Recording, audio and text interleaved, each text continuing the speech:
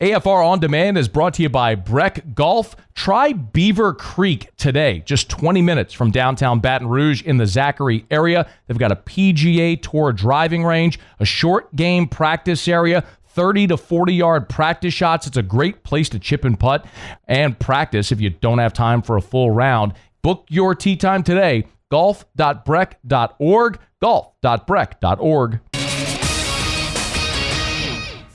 Matt Moscona. I'm very important. After further review. Say it one more time. After further review with Matt Moscona. And here we go. Live from the Raising Cane studio. Let's ride!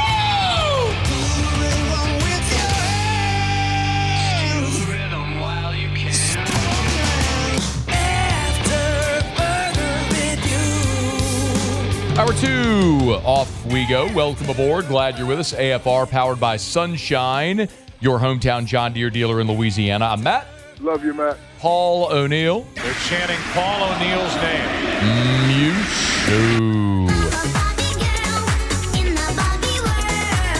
And Mr. Toby Tom Play.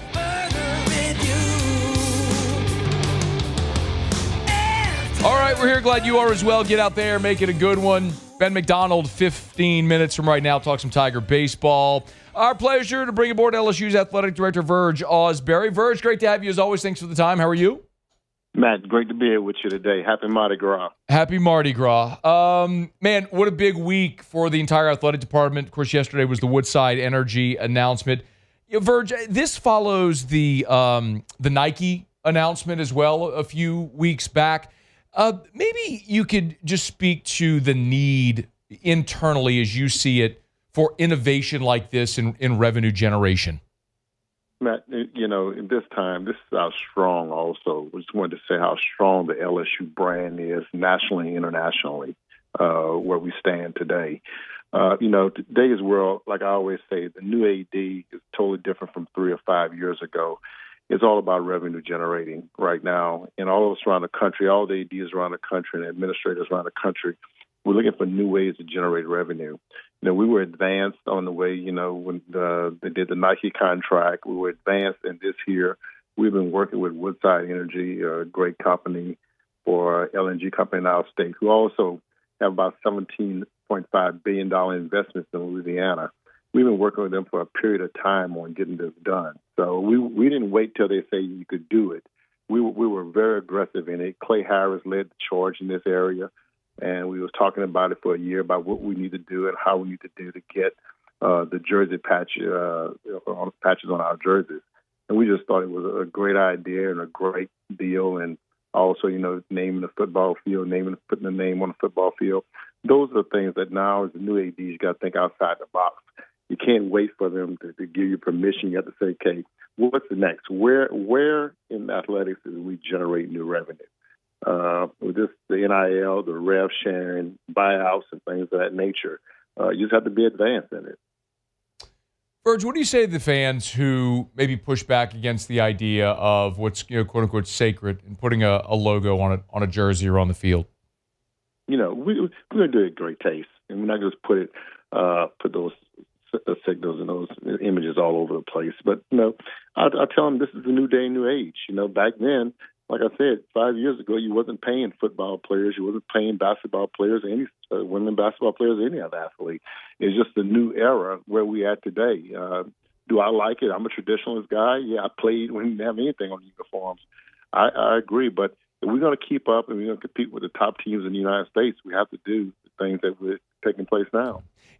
And that is the interesting part, Verge, because we had Sarah Bairstow from Woodside in studio with us, had a phenomenal conversation, and she spoke to their desire to do a deal with all 21 varsity sports. And when you look at the success overall, we've talked about baseball, obviously football, but you look at gymnastics and women's tennis and women's basketball, and all through the athletic department. Verge, I wonder, with the economics in college athletics being what it is today, is it possible to be elite in every sport? Matt, that's a good question. And right now, you're correct. We have 18 sports ranked in the top 25 in our athletic department. And that's a question that we talk about among ourselves. And we're gonna try to win in every sport. But I admit to you that it's gonna be very expensive to do that, and the days are changing. So we got to do a sit down as a staff and analyze, what's important to us, where we could win at, places that we don't think we can win or can't be successful. And, you might make changes there. But overall, we're going to try to do what we can do in this new age, this new climate. And we don't know, to be honest with you, Matt. Nobody knows where this thing is going and where it's going to end at. And that's the scary part. There's so much uncertainty in our business right now, and we're just trying to figure it out. What could we do to be better? We can't just keep raising ticket prices on our fans. We can't just keep going up on apparel contracts. But, we have a small window to generate revenue. Tiger Athletic Foundation, Matt Borman and that group has done a great job of trying to help us close the gap. But out there, raising money with people with the NIL, those are the type of things that we're going to have to do in the future to be successful. Verge, and Verge Ausberry is our guest. One of the other things that you all have announced is the Death Valley Live concert series. I think Zach Bryan's going to be there. They announced Jelly Roll and Post Malone. Can you explain how the economics work there? Like, is that something that benefits the athletic department financially, or is that university or state? How does that work? Yes, it does. It benefits the athletic department. It helps the state. It helps the city. It helps our university. But yeah, it does benefit the athletic department. And those are things that you can see more and more institutions doing around the country. We started this back in David Country Music Fest, and it's grown. And that's one of the reasons when we talk about the new arena, things of that nature, we have to find new ways of doing things, and also helping the university, helping that side of campus with students and safety and things of that nature, have more things on campus. And that's attractive to many of our students that we're recruiting. We have 62,000 applications, the president told me the other day, of students applying to come to LSU. That's a record, 62,000 applications, and it keeps going up. We're still early in the process. Right now in football season tickets, we have 44,000 people wanting to have season football tickets and on the waiting list. So, our brand is so strong right now, so strong at LSU that it's attractive. So you have to do these type of things and think outside the box, and that's what we're trying to do more and more, Matt, to make sure that LSU stays on top. Verge, you said 44,000 on a waiting list for football season tickets. Can you give me some perspective, some context on that number? I would assume that's related to Lane Kiffin and the excitement he's brought. But do you have any context on like what it was a year ago or anything like that? I think the most we've ever had like that request is maybe 17,000. My ticket guys told me this is number, and it's still early in the process, Matt. And it's Lane Kiffin, it's the team he recruited, the players he recruited, and also a great home schedule we have. Yeah. We have a great football schedule this year, and there's a lot of excitement. There's a lot of buzz. We haven't had this much buzz around this team until the 2019 National Championship team. And I'm not saying we're going to play a national championship and win the game, but there's a lot of buzz and there's a lot of excitement about LSU right now. And not only with our fan base, but throughout the country. There's a lot of activity and a lot of corporate sponsors and a lot of donors. That's, people, like I said, I don't want to say it's worth betting on LSU right now. What have been your early impressions of working with Lane Kiffin and his staff? It's been great. Like I tell people, it's the details to football, to recruiting, to just the organization as a whole. They're there at 4:30 in the morning. They leave late at night, and they're so appreciative of being here. They love being in Louisiana, as you see by some of Lane's tweets. They love being in Louisiana. They enjoy it here. They like it here. They like being at LSU. And I was outside with a few of the staff members the other day, just looking at Tiger Stadium. Those guys say, we can't wait to get into that stadium. So that's what you want from the football staff. It's a top staff. As you know, we kept the defensive staff, and one of our guys is up for a job with the Washington Commanders, and we're able to retain him. But that's what happens when you have great coaches. And I think this is probably one of the best staffs that I've been around dealing with football. Verge, by the way, Jake Olsen, was he, do you know, I don't know if you know this, but was he offered the job with Washington? I know there was a report that they were targeting him, but. Yes, he was offered the position, and we had to do some things to make sure that we retain him. And he was important to Blake and on the defense side of the ball, and we was able to keep him. And one thing, I'm talking to Jake Jake said, Verge, I want to be here and I want to win national championships, and this is the place we could do it. So that's the type of coaches we want on our staff. When Lane Kiffin and his staff got here, Verge, I know we talked about this. I asked Lane about it at his introductory press conference. So there was a giant commitment to the roster. It feels like what they were able to do went even above and beyond financially, numbers, all of it. Did you know that's how that was going to go throughout that transfer portal window with what they were able to do? I thought it was going to be good. I thought it was going to be in a great place, in a great spot. That they worked fast, and I didn't really know how good we was going to be in the transfer portal. But after I started seeing the people committing, and the three quarterbacks. At one time, we have any quarterback on the roster, and then we got three very good quarterbacks on the roster. The offensive line was a position that they worked on, and they built a lot. One thing I like about the staff, when they're looking at players, it's a tough evaluation. Why are we going to bring this guy in? You talk to Billy Glasscock, our general manager. He does his report, and he and I are talking. It's like the guys that we invest in resources in. They have to be on the field. They have to be on the field. And you can have the guys you develop at the next level. Hopefully next year we won't have to do this and keep going to the portal. Because next year we have a base, and have people here already, and they know the coaches. It's not a coaching change. So hopefully next year this won't be a big transfer portal. You're getting 40 or 50 guys. I think we'd be more. We'll have a better team concept where the guys that's here, they're here. You won't be looking all over to bring guys in the transfer portal unless they're for position of need. Couple more for you, Verge. You did mention the great home football schedule, which, Clemson, Texas, Alabama, A&M. It's going to be a massive home football schedule. But before you were LSU AD, Verge Ausberry, you were the senior associate in charge of football scheduling and part of your responsibilities. I'm curious how you feel about the future of non-conference scheduling. Because the last time you were here, I think you and I spoke about the future Arizona State series going away. Do you have a feeling on what the league should or will do with the future of non-conference scheduling, specifically with the Power 4 mandate? We're discussing that, and that's a TV contract with the conference. It's not just with the SEC. That's with Disney. And when we look at that, like I would say, scheduling change, scheduling formats change, and you have to progress with what's going on in the business. And when you look at it, when they add the 9th SEC game, I think that changed a lot of things. We thought, well, why we need to have the Power 4 if we're playing the 9 SEC games? Because I tell people this is the toughest conference from team to team in the country, and that game makes a difference. And if you look at the last 3 national champions, you look at Indiana, you look at Ohio State, you look at Michigan, none of them played a Power 4 opponent. So I'm not against playing a Power 4 opponent, but I just want to be realistic and give our team the bigger advantage, especially when the CFP didn't expand. Right now we thought it would maybe go to 16.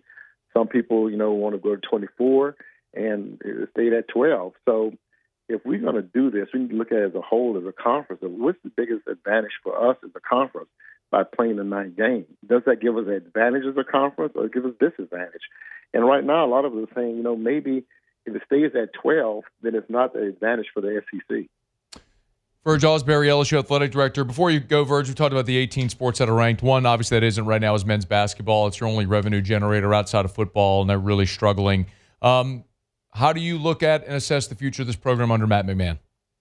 We're going to assess it at the end of the year. Dr. Roos, the chairman of the board, all of us will get together, and we're going to look at it as a whole and just try to figure out where we are in basketball. And there's a lot of things that have to be, financially responsible to the institution. LSU also, we're making these decisions.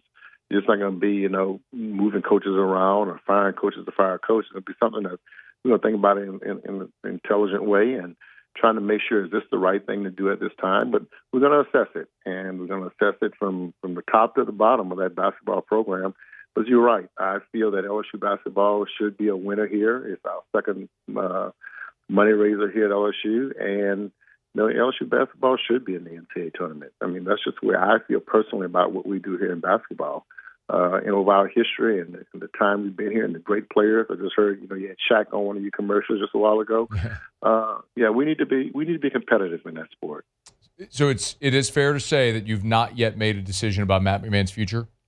Not at all. And we're going to sit down. I visit with Matt once a week, and we talk a lot. And he's my coach, and he's our coach, and we're gonna sit there and we're gonna discuss it together.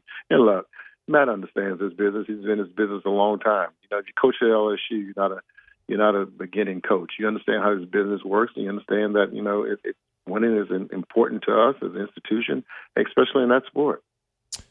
LSU Athletic Director Verge Ausberry, know your time is valuable. Thanks for taking a few minutes on the holiday. We'll look to do it again soon. Thank you. Matt, I appreciate it. Thank you. It's our pleasure. That's Verge Ausberry. It is After Further Review. We're brought to you by the Williamson Eye Center, 924-2020, 924-2020, 924-2020. Want to see 2020? Call 924-2020 for the Williamson Eye Center. Dr. Blake Williamson and his staff, they do awesome work. Out at parades, you want to be able to see the floats from far, far away, or Saturday when I was in the Superdome at Endymion, the Extravaganza, and Gwen Stefani's on the stage. Guess what? I could see picture perfect, crystal clear 2020 from anywhere in the dome. Could see Gwen Stefani hollering back, girl. Hollering back, girl. Holla back, girl. Holla backin' girl. You know the song, Holla back, girl. Ain't no holla back, girl. Spelling Bananas. By the way, what a service Gwen Stefani did to an entire generation. Taught us all how to spell bananas. Shout out, Gwen. And shout out to Dr. Blake Williamson in the Williamson Eye Center. 924-2020, 924-2020, or WilliamsonEye.com. All right, we're late. Ben McDonald is going to join us next. Talk a little LSU baseball. Stick around. AFR. Hey, as we move into Lent, I know a lot of people, maybe you've given up on your New Year's resolution. Maybe it was get in shapes, lose weight, whatever the case may be. Maybe Lent, now that Carnival has passed after today, is a great opportunity to reassess. Goodwood Men's Sexual Wellness can help. Hey, man, I thought that was a men's clinic. They are, yes. And they do ED treatments, and they have hormone replacement therapy and testosterone and all that stuff. But remember, at Goodwood, they're part of 3 different clinics all in one on Drusilla in Baton Rouge. There's Goodwood, which is the men's clinic. There's Unique Physique. That's the GLP-1s, right? Semaglutide, tirzepatide, lowest prices, never any contracts. And then there's Unique Aesthetics and Wellness, which is the aesthetics clinic. They do female hormone replacement therapy, then all your laser treatments, laser hair removal, Botox, $8 unit Botox, by the way, everyday price. Bottom line is, if you want to look and feel your best, they can help. YourGoodwood.com, YourGoodwood.com. After Further Review, powered by Sunshine, your hometown John Deere dealer in Louisiana.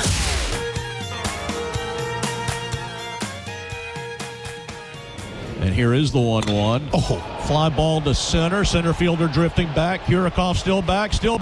And it is out of here again. Jake Brown off the batter's eye to the left of straightaway center field. That's how it sounded on the LSU Sports Radio Network. One booth over. Ben McDonald was on the call with Lynn Rollins on the SEC Network Plus after LSU beat Kent State 10-7.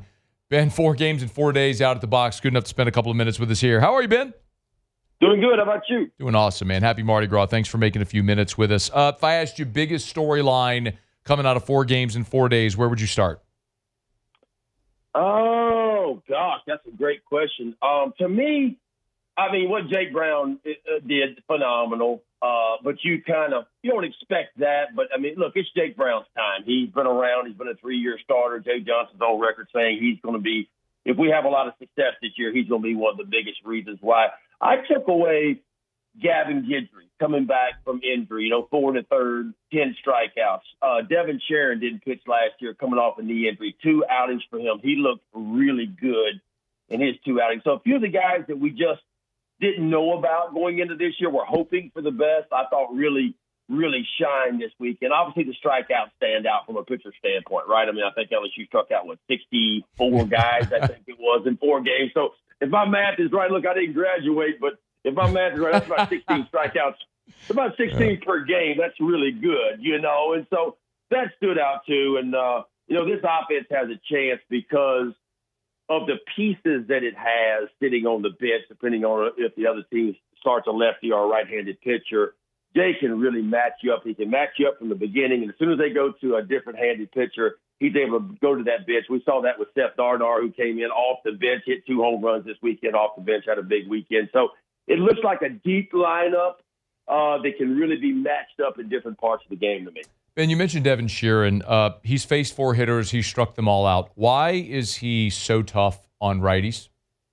Well, if you'll watch his pitch, he steps across his body a little bit. Obviously, he's a big guy, 6'5". It's all arms and legs coming at you. It's kind of herky-jerky. And if you talk to somebody, I've talked to some of the players in LSU during their inter-squad games and saying, hey, we just can't pick the ball up. Like, the ball's 95 plus, and it just kind of jumps on you. So he's a hard guy to actually pick the ball up. And you combine that with the length that he has, the velocity that he has, got a pretty good breaking ball, too. He could very well be a big part of the back end of that bullpen. And there's some pieces back there. I mean, I thought Rizzi looked good, too. You know, Gavin Guidry, we mentioned, was outstanding. Kason Evans was pretty good on Friday night. But I think this bullpen, Zach Cowan at the back end didn't have his best outing, but we know what Zach Cowan's capable of, And so I think the bullpen's going to be able to really match you up late in ball games as well. Ben, I want to ask about Gavin Guidry as well. Obviously the emotion is incredible. 5 strikeouts each in his 2 outings. He's so breaking ball reliant. I'm curious if you think there is the possibility, based on what you've seen, of Guidry extending, or is this a guy who's probably going to settle into that role that can maybe be dominant and get you 6 outs? No, the idea, remember last year, the idea was to build him up and potentially use him as a starter maybe on midweek games. And, of course, the back issues happen. He's built up again this year, and I think that is a possibility. If one of the weekend starters were to falter a little bit, or he wanted to use him in a midweek start, I think he's built up enough to do that. But for me, because he has the experience that he has, everybody forgets he was on the mound when LSU won the College World Series, their 7th national title, back in, 23, I guess it was. He's got a lot of back-end experience back there. He's been in those big moments. He thrives in those situations. He brings a lot to the table. And so for me, I think once you get the SEC play, assuming the starters are doing their job, I think his role – and look, he's so valuable because he's not a one-inning guy, right? He can come in and give you a couple. He can give you 3. He can get you out of a jam in the 7th and go back out and finish the 8th and the 9th, too, if need be. And that's a valuable commodity in today's world. A lot like Zach Cowan. Cowan is the same way. He can give you bulk. Sharon's probably a one-inning guy. Rizzi's probably a one-inning guy. But you talk about Cowan and you talk about Guidry, talk about guys to me that can give you some bulk late in ball games. Ben McDonald is with us. Hey, Cooper Moore was outstanding, so naturally I'll ask you about Evans and Schmidt because that's just the way people think. When you look at Evans, Ben, I remember you. I know you've said this plenty of times, but I remember having this conversation with you years and years ago, and you talked to me about how you had to learn how to pitch, how a 1-pitch, weak contact fly ball is better than a 7-pitch strikeout. Do you see some of that with Evans right now? Maybe why the pitch count got high, maybe struggled to extend a little deep there?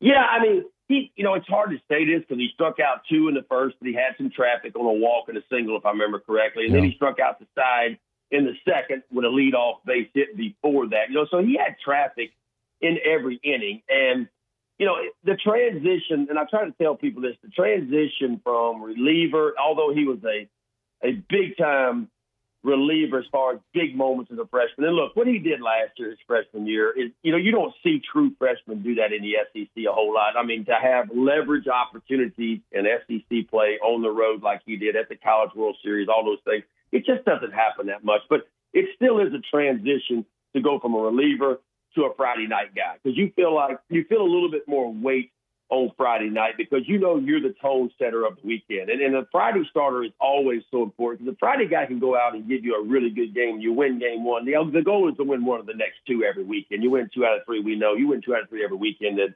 you're a top 8 national seed is what happens at the end of the year. And so he'll make that transition. But remember, he's going to a starting role for the very first time. And I didn't think he was particularly sharp the other day. I thought that inning when he gave up some runs in the 4th inning, the breaking ball, the fastball got elevated a little bit for him. And as a reliever, as you know, when you go through the lineup one time, you face 6 batters, they don't get a chance to see you a second time. As a starter, man, you can get them out the first time through, but then you got to start to make some adjustments and do some different things the second to third time through. And that's when good teams can really make some headway on you if you're not making certain adjustments. So I got all the confidence in the world. It wasn't his best outing. It wasn't what he wanted. But I think he's going to be fine in the role that they're going to have him in that Friday night more. You mentioned Cooper Moore. I don't know if I've seen anything. 80% strikes. Who throws 80% strikes? That's what he did. And I think he faced 23 batters. he never even went to a 3-ball count. Not one time did he get in a 3-ball count situation in 23 batters. So he punches out 11, doesn't walk a batter. He was outstanding along the way. And then, of course, William Schmidt is William Schmidt. And when I say William Schmidt, this is what I mean. Elite stuff. You know that. I mean, it's like it's a reason why he turned down as much money and why the scouts love him so much. But he's got to be able to dial that scope in a little bit more, you know. And look, it was impressive. Anytime you go 4 innings, you strike out 9, it's impressive. But, you know, I always say for him, it's about getting that scope zeroed in a little bit more, because when he gets his stuff over the white part of the plate, it's pretty impressive. But again, a young man that wasn't in a whole lot of big leverage situations last year, and now you go to the weekend rotation role, it's going to be an adjustment. But if he can dial it in, I think he'll put it like this. If he pitches on Sundays, he'll have the best stuff in the entire country for a Sunday rotation piece for sure. I think that's a fair assessment. What would you like to see Wednesday from LSU against Nichols before they head to Jacksonville? I think just consistency with the offense. The offense, you know, Friday spit and sputtered a little bit early, but then it really got it going. They looked really good yesterday. But I think the offense is pretty deep. I mean, it's a deep offense that Jay's got, like, it feels like 11 or 12, maybe 13 position players that can really do it. I'm not sure who they're pitching yet. I'm waiting to see who's going to start tomorrow when I get ready to do some homework, you know. But I think it's just more of the same of a build-up against Nicholls State to kind of get ready for the weekend, and the weekend where they're going, you know, I think it's Central Florida, Notre Dame, and Indiana. So more of the same. I think Jay's going to use this pre-SEC schedule like he always does to try to get a feel for, you know, who his leverage guys are, who's going to be in the weekend rotation, and then, of course, who's going to give him the best chance to win depending on, you know, whether they're throwing a right-hander or a left-hander. So I was pleased. I thought the defense was solid. I love the 2 catches behind home plate. I think Aaron Beatty really, really is shining. He took the biggest jump for me from what I saw just in 4 games from where he was last year. So I really like where they are. Here's Ben McDonald. So you and Lynn will be on the call again tomorrow? Yes, we'll be back tomorrow. Then we'll have it again this weekend as well. Get you some water, Ben. Get you a glass of water, man. I don't want you to come. I've been fighting this cold, man. I'm trying to get over it a little bit, but I'm moving in the right direction anyway, for sure. Glad to hear it, Ben. Hey, thanks for the time, man. Happy Mardi Gras. Anytime. Happy Mardi Gras. All right, be well. That is the great Ben McDonald. Love listening to him and Lynn on the broadcast. If you're watching on TV, of course, you can listen on radio on our sister station, Eagle 98.1, or online at eagle981.com. Appreciate Ben. It's interesting. I asked him, you know, storyline, where would you go? And said, you know, the natural thing would be to say Jake Brown, but he immediately went to Guidry and Sheeran. And I think it would be, look, I think this team is going to hit. I don't think that's a question. They have so many bats and options. It's a matter of finding who your best 9 are going to be in whatever given day. But in a best case scenario for this team, the 3 guys that started this past weekend are the 3 guys that start for you all year. I don't know that that's going to happen. I mean, last year, Chase Shores was in the rotation on opening weekend, and he wasn't by the time you got to the end of the season. So these things change and they evolve. But if that sticks and you're able to keep Guidry, Sheeran, in leverage situations at the back of the bullpen, that's massive, because last year that was Evans. Evans was your high leverage guy at the back of the bullpen. And if he's now at the front of the rotation, well, you don't have the high leverage guy at the back of the bullpen. Did you answer that week 1? 56 is a lot of games, and there's a long way to go. But encouraging first salvo. We're brought to you by Rouse's, official supermarket of the New Orleans Saints, y'all. Of course, everywhere else, as they say, it's just Tuesday. Not here. Mardi Gras Day, and it's not too late. Get by Rouse's. Get your king cakes, or go to rouses.com, rouses.com, rouses.com. Order your king cake online or have it shipped anywhere in the country. Carnival's almost done, y'all. You want the best king cake in the world? Get a Rouse's king cake at any of the 76 Rouse's locations, baked in-house daily. Isn't outsourced. Rouse's bakes their king cakes every day in-house. Go to rouses.com to order your king cake to have it shipped, or just walk into any Rouse's location and stock up. Rouses.com, Rouses.com. Rouses! This feels like home.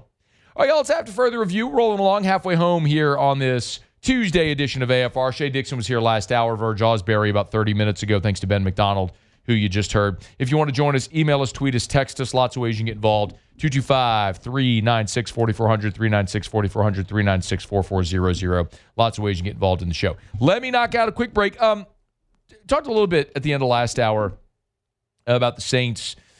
Teams have the opportunity starting today to use the franchise tag. It's unlikely the Saints will do that. Alontae Taylor really would be the only target. A new mock draft is out. And has the Saints doing something that's a CBS Sports mock draft that has the Saints doing something I haven't seen anyone mock this player or position to the Saints. We'll do that next on AFR. AFR.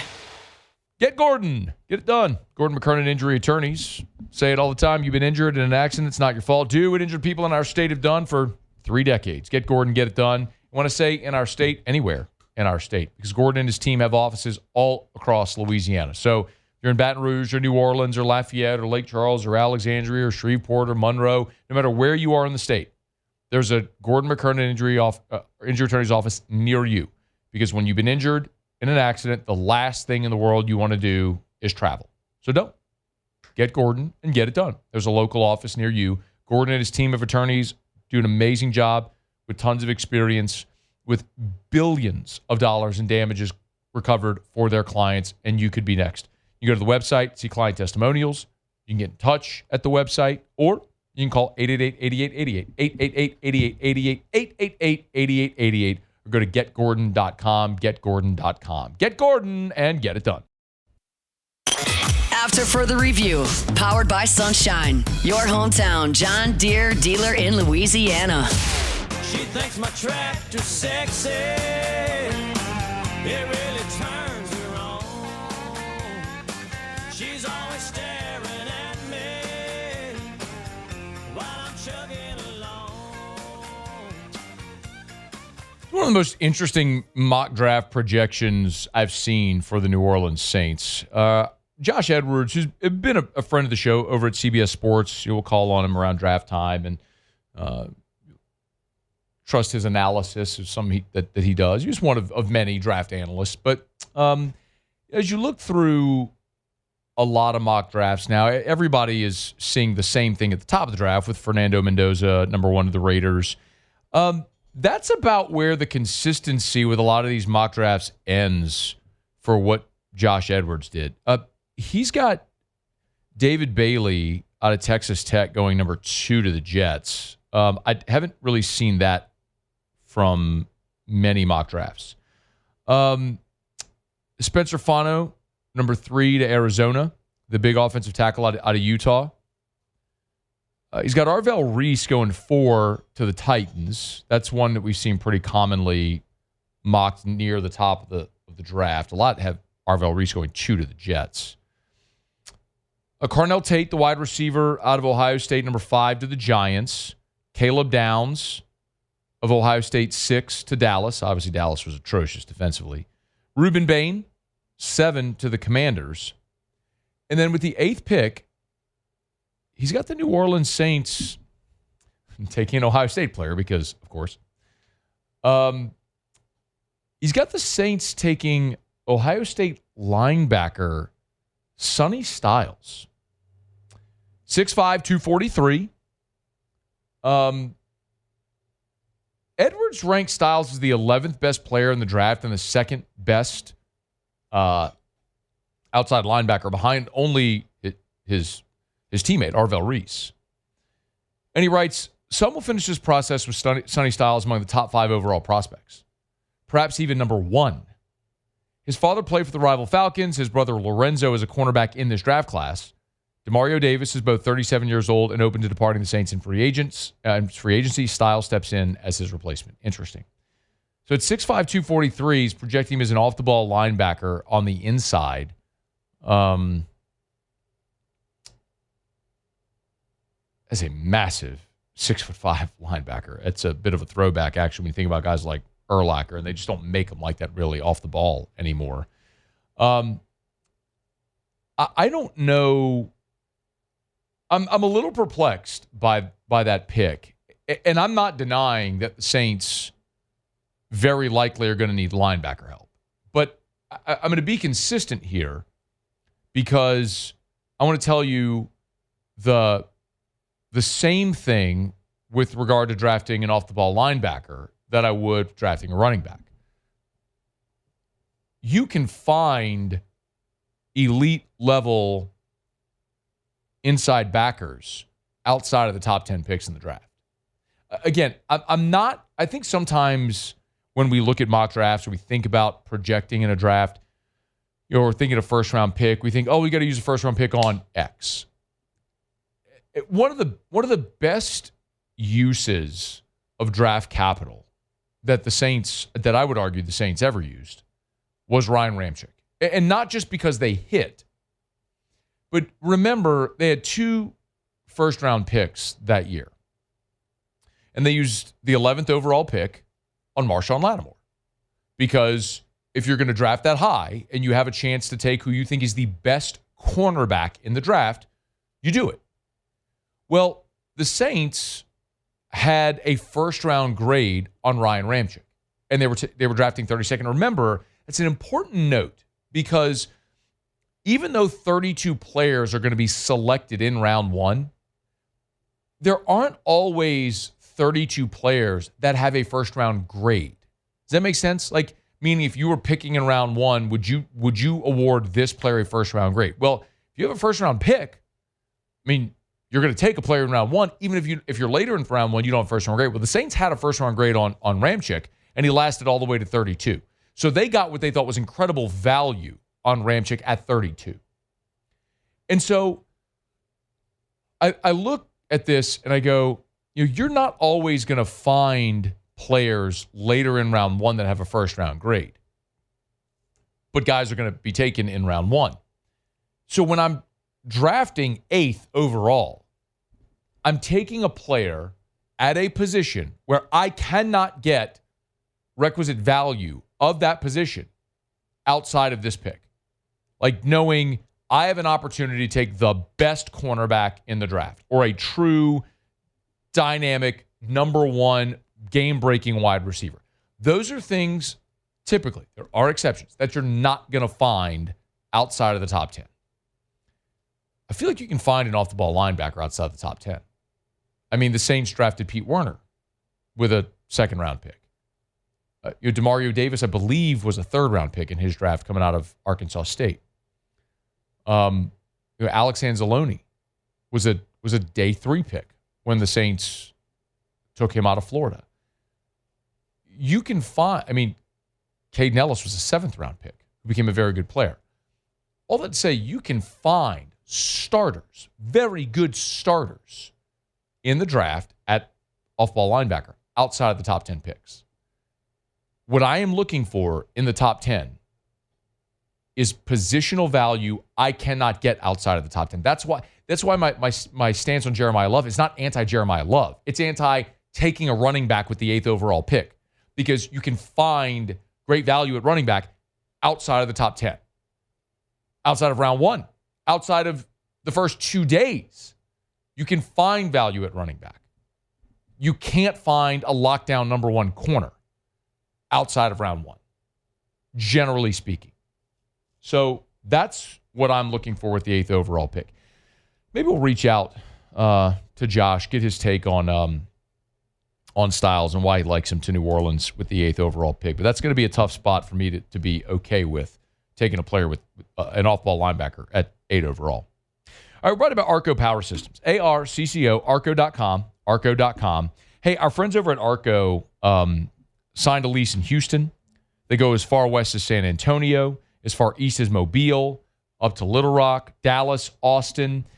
And when we're talking about Arco, we're talking about industrial Generac generator power. So the power goes out. What do you do for your business? Well, Arco can help.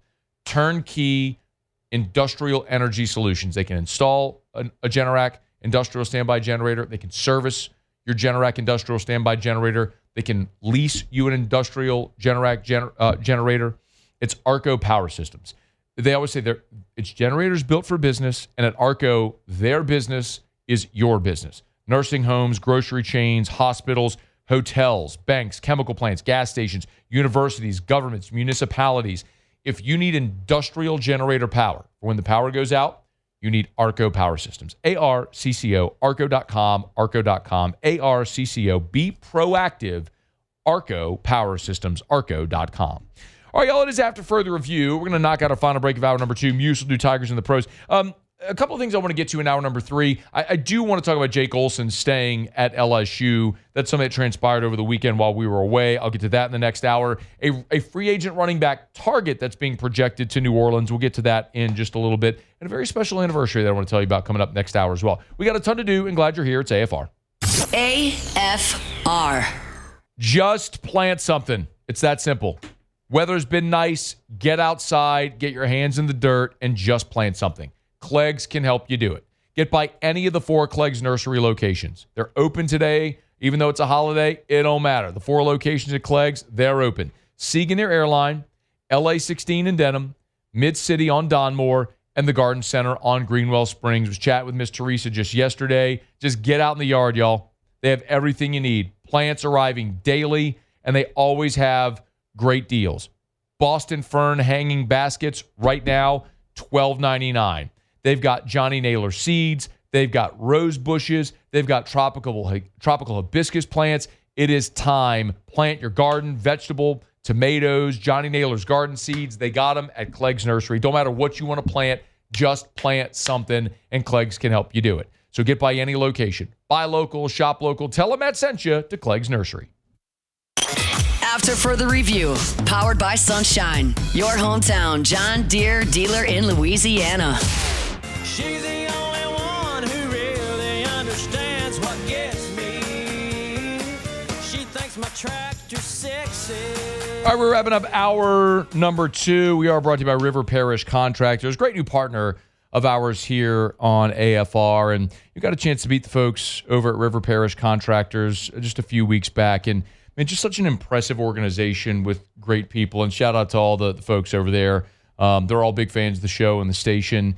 And, you know, whenever we talk about, you know, industrial work like this, working inside the fence, you know, safety and quality are the 2 things that stand out above all else. And at River Parish Contractors, they scored a 99 on a Fortune 500 company safety audit. It's unbelievable. And as they hire, if you're looking for work, their workers don't have to travel. So you're home at night for dinner. They got a core group of employees that's bigger than sort of the next company. So they keep them working locally, and you can go home to your kids and go to their ball games at night. It's River Parish Contractors. River Parish Contractors. Call, ask for Ronnie. Great people over there at River Parish Contractors. Listen, they work here, and their focus is you at River Parish Contractors. You know, they're not interested in working in California or San Antonio or other places like that. It's River Parish Contractors. Their focus is being local. So check them out at rpcontractors.com, rpcontractors.com. There's the career tabs there as well if you're looking for work, rpcontractors.com. Okay, Muso, Tigers and the Pros. Tigers in the Pros. They still bleed purple and gold.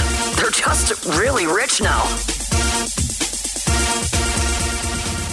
Well, it didn't take long, but the Mariners are already raving about Cade Anderson. Heard of him.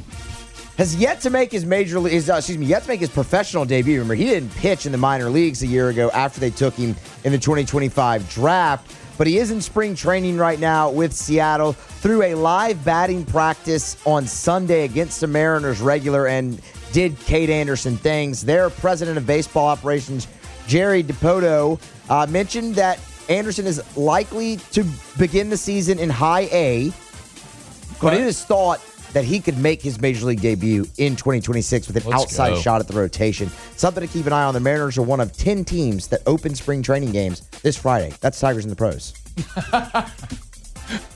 Light day? Yeah, I mean, the NBA's on All-Star break. So is EuroLeague because they did the NBA versus the World.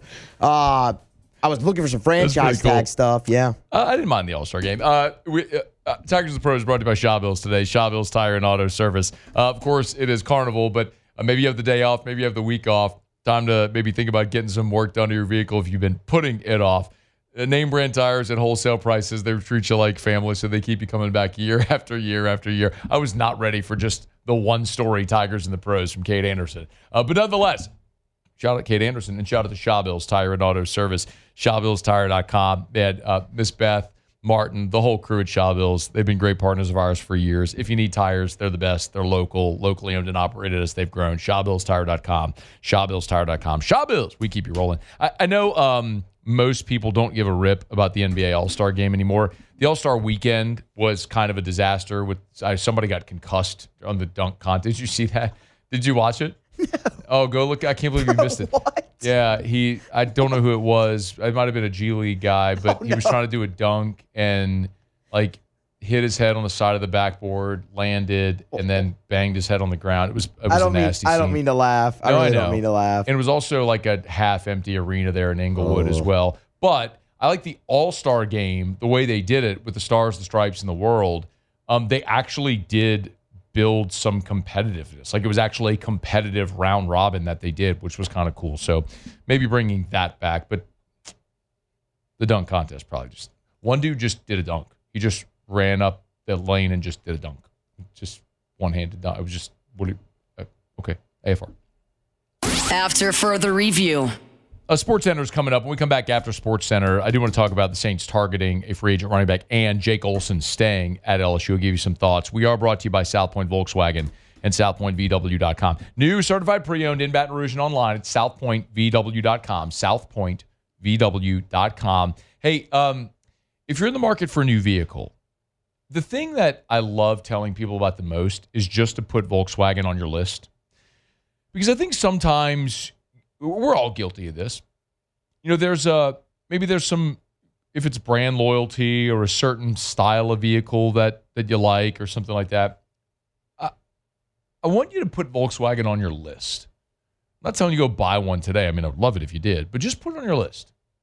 Like, go test drive one. Search the inventory. Look at all the features.